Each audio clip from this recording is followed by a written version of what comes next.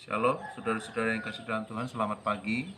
Pagi ini kita sama-sama akan merenungkan peristiwa sesudah Paskah yang pertama. Berarti ketika itu bangsa Israel keluar dari tanah Mesir karena kemenangan yang Tuhan berikan. Nah, saudara-saudara, tetapi saya akan membahas tentang bagaimana orang-orang Israel dalam perjalanan iman mereka ketika mereka berjalan di padang gurun sampai ke yang namanya padang gurun Sinai.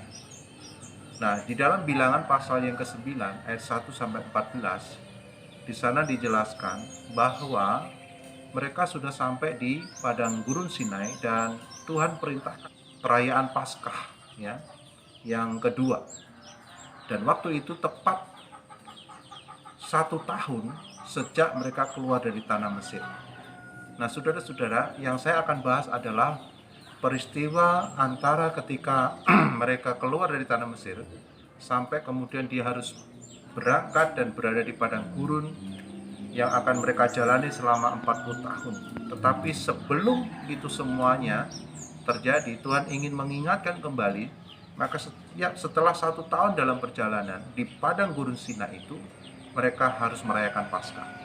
Nah, saudara, kita ingat bahwa di dalam perjalanan itu, ketika mereka keluar dari tanah Mesir, ternyata Firaun itu tidak berdiam.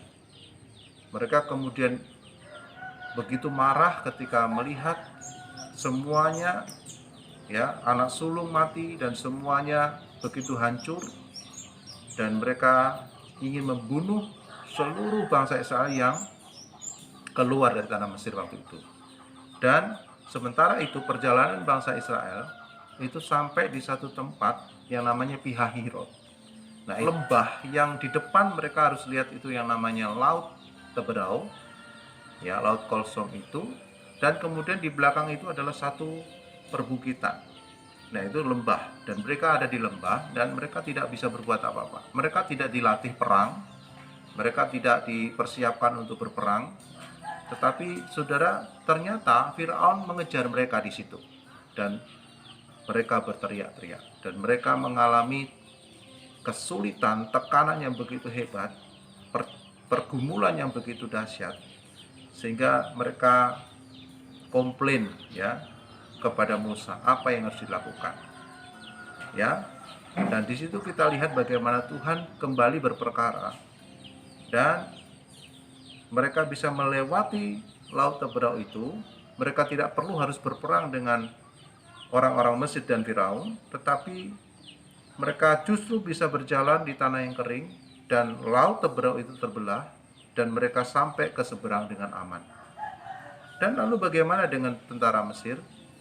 Orang-orang Mesir termasuk Firaun mengejar, dan kita ingat mereka mati tenggelam di Laut Teberau itu.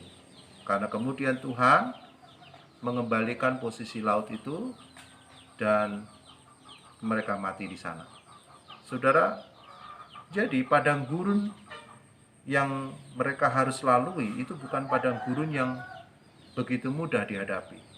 Saudara-saudaraku, nah itu sebabnya ingat bahwa peristiwa Paskah itu selalu dilatar belakangi dengan satu kondisi di mana orang-orang Israel itu mengalami tekanan, mengalami kesulitan, dan pasca dirayakan, mereka melihat bagaimana kemenangan yang Tuhan berikan dalam hidup mereka. Nah, saudara-saudara, jadi kita lihat bahwa ini adalah peperangan rohani yang Tuhan kerjakan. Orang-orang Israel sama sekali tidak berbuat apa-apa dan tidak tahu harus bagaimana, tetapi Tuhan yang berperang menggantikan mereka. Hanya ketika selama 1 tahun itu memang Tuhan sengaja supaya Musa menulis kembali tentang ini, mengingatkan bangsa Israel tentang pemeliharaan Tuhan. Nah, kalau kita aplikasikan dalam hidup kita, saudara-saudara, setelah perayaan Paskah yang kita lakukan, kita jangan berpikir bahwa semua aman, semua akan terkendali. Saudara-saudara, saya selalu ingatkan bahwa kita menghadapi realita hidup yang tidak mudah. Kesulitan yang kita hadapi itu adalah real, Itu adalah hal yang nyata, yang kita rasakan.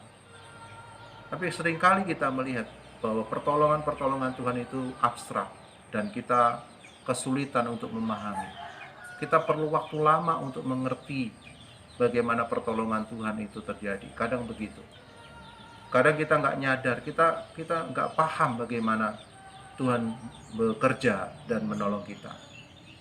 Dan itulah yang kadang-kadang membuat kita frustasi, seolah-olah tidak ada pertolongan Tuhan. Tetapi percayalah, Tuhan itu selalu siap menolong kita. Tapi yang paling penting harus ada satu sikap dalam diri kita, bahwa kita sadar bahwa inilah hidup di tengah-tengah dunia yang penuh kepahitan, penuh penderitaan, kesulitan. Itu sebabnya setiap kita diharuskan mengingat kembali bagaimana Tuhan memberikan kemenangan-kemenangan.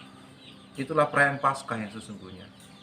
Jadi kita sudah dibebaskan secara rohani, ya, dengan keselamatan. Tetapi dengan perjalanan hidup di tengah dunia, kita masih harus menghadapi tantangan-tantangan yang tidak mudah kita hadapi. Kita perlu kekuatan dari Tuhan, dan tidak sedikit pun mencurigai Tuhan di dalam setiap peristiwa yang terjadi dalam hidup kita. Selalu ada hal-hal baik yang Tuhan kerjakan. Seperti orang-orang Israel yang menggerutu ketika mereka di pihak Herod. Mereka komplain, dia marah kepada Musa. Apakah tidak ada kuburan di Mesir sehingga engkau membunuh kami semua di tempat ini? Itu kata mereka. Tetapi Tuhan berperkara. Ya, Tuhan cukup mengetahui batas kekuatan dari orang-orang Israel pada waktu itu. Mereka belum cukup mampu melihat. Tetapi Tuhan tetap sabar, saudara-saudara.